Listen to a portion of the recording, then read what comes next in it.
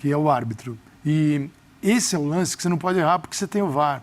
O VAR resolve muitos problemas no futebol. O VAR não é esse vilão. O VAR resolve. É que quando tem algum problema com a ferramenta ou com uma decisão a partir do uso da ferramenta, parece que toda ela não presta.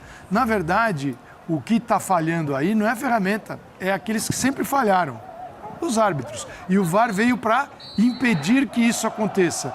E é absurdo, porque aí é um lance que você pode rever, você vai, dependendo do ângulo, você enxerga ali a manga vermelha, aquela parte vermelha todinha, o braço, quer dizer, dá para sacar pelo VAR que não foi. Aí vem as teorias, como disse o André, um árbitro que ia apitar não pôde apitar, aí vem um escalado depois do Flamengo reclamar de arbitragens. Hoje o Flamengo tinha que se posicionar também porque ele reclamou. Quer dizer, se hoje não tem problema, então ele não está atrás de resolver os problemas da arbitragem, claro, apenas de arbitragens favoráveis.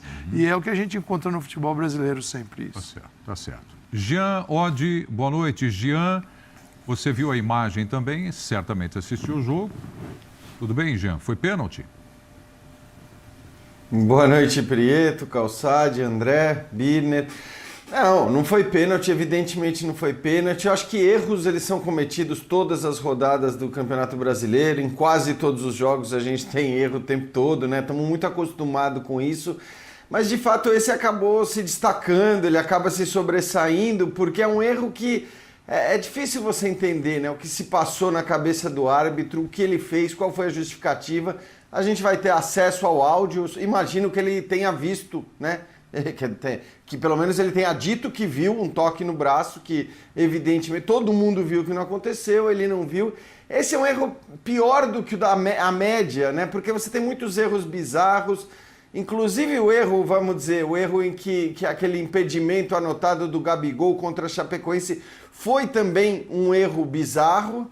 Mas é aquele erro que pelo menos você consegue entender o que aconteceu, né? A assistente levantou a bandeira, não deveria ter levantado, deveria ter esperado, né? E não querer apressada marcar o impedimento como ela fez. Então ela não quis deixar para o VAR e você entende o que aconteceu, por mais que tenha sido um erro também muito bizarro, que se destaca em relação aos outros erros daquele jogo.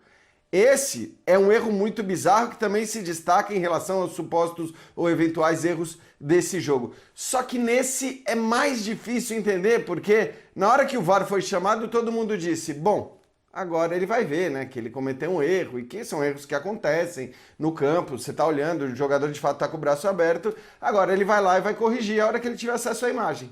Ele olha a imagem e confirma o pênalti. Aí fica difícil de entender e obviamente fica mais compreensível de entender a irritação do Belintani, a irritação dos dirigentes do Bahia, dos jogadores e tudo mais, porque é um erro que até para os nossos erros tão comuns acaba se sobressaindo, se destacando. Vamos lá, girando todo mundo, Vitor Birner, o seu destaque em cima desse lance também. A bola pegou no braço do zagueiro Conte, Birner. Foi pênalti? Boa noite. Boa noite a você, Prieto, professor Calçade, André, Jean, os fãs do esporte.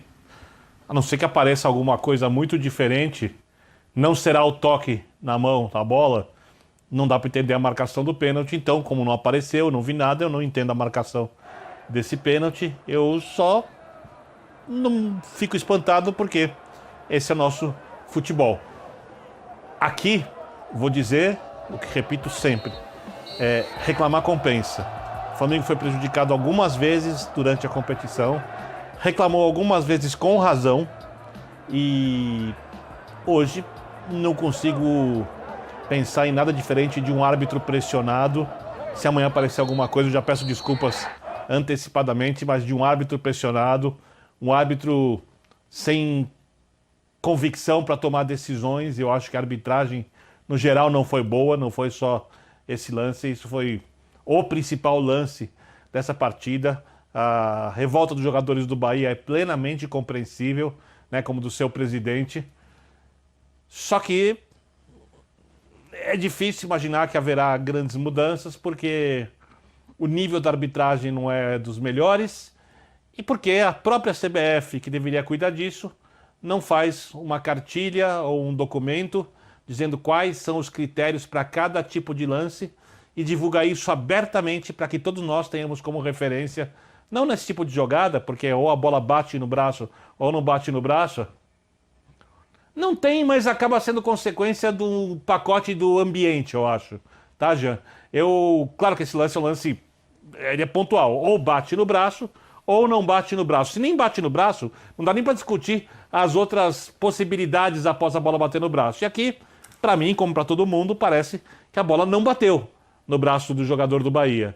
Mas isso é fruto de um pacote, de um sistema de criação de arbitragem, de desenvolvimento de arbitragens, talvez de dia a dia político da entidade que manda no futebol brasileiro e que vem de um histórico político, cultural muito complicado, muito complexo. Já cansei de falar aqui. Eu não acredito na legitimidade de todas as decisões que aconteceram no Campeonato Brasileiro. Eu não estou falando que todas foram desonestas, não. Acho que a maioria, inclusive, foi honesta. Mas tem algumas arbitragens que você olha ao longo da história do futebol brasileiro, principalmente na época do mata-mata, e pontos corridos é até legal porque dificulta que isso aconteça, que você olha e fala, é possível isso? De novo isso? Né?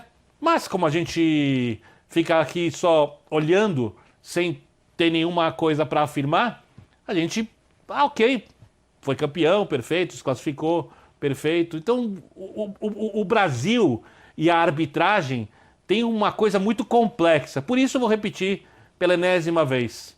Se pudesse ter de novo um Pelé nascido no Brasil, ou 10 árbitros da Premier League, os melhores, eu ficaria com os 10 árbitros da Premier League. Primeiro, porque a gente precisa de um futebol muito melhor e com muito mais credibilidade aqui. Segundo, porque a gente ia ter que ver o Pelé jogar fora do país, não ia ficar aqui. Tá certo. Bom. Eu só queria fazer um comentário sobre o que o Jean disse, porque eu penso de forma completamente oposta a ele em relação a esses dois lances. E quais são os lances? O lance do impedimento do Gabriel Barbosa em Chapecó e o lance de hoje. Mas eu penso o contrário do Jean, a não ser que eu tenha entendido errado o que ele quis dizer. A decisão de arbitragem mais bizarra, incompreensível, inexplicável, inadmissível do campeonato inteiro é a marcação do impedimento do Gabriel no jogo Chapecoense e Flamengo. De defesa na partida. Porque ela não tem explicação alguma. Há uma dúvida nesse lance se o Gabriel está antes do meio de campo ou se não está. Dependendo do ângulo, dá para ver que o pé dele está na metade do Flamengo, então não tem impedimento, mas não é pelo pé. Mas tinha um jogador no centro dando condição para ele. Sim, então, mas esse lance teria que ser verificado, certo? Para ver se havia impedimento ou não. Não é um lance isso é folgado. Assim, não é folgado. Isso é uma coisa. A outra coisa é o lance ter sido paralisado quando a determinação é para seguir. E esse é um grande problema ainda, porque em lances que são fáceis, 4, 5 metros, às vezes a gente vê no mundo inteiro. A jogada segue, todo mundo sabe que vai parar. O trio de arbitragem... Grita gol, sabe que não vai valer. E você fala assim, alguém um dia ainda vai se machucar por causa disso aí, evita, né? Foi tão simples.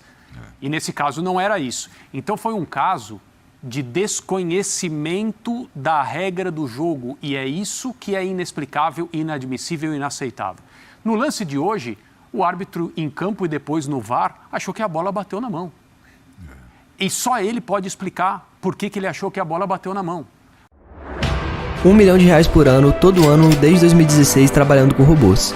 Isso mesmo, 2016, 17, 18, 19 e 20. E agora em 2021, com certeza eu vou conseguir também.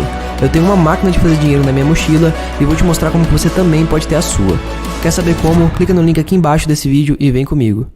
Esse é o João Pedro, o maior especialista do Brasil em geração de renda na internet e o único que já transformou a vida de mais de 30 mil alunos. Encare uma realidade. Para a crise não te derrubar, você precisa ganhar mais dinheiro. Conheça o passo a passo simples e garantido para faturar online pelo menos de R$100 a R$500 por dia, de forma quase automática. Clique agora no link na descrição do vídeo para transformar a sua vida e começar a lucrar hoje mesmo.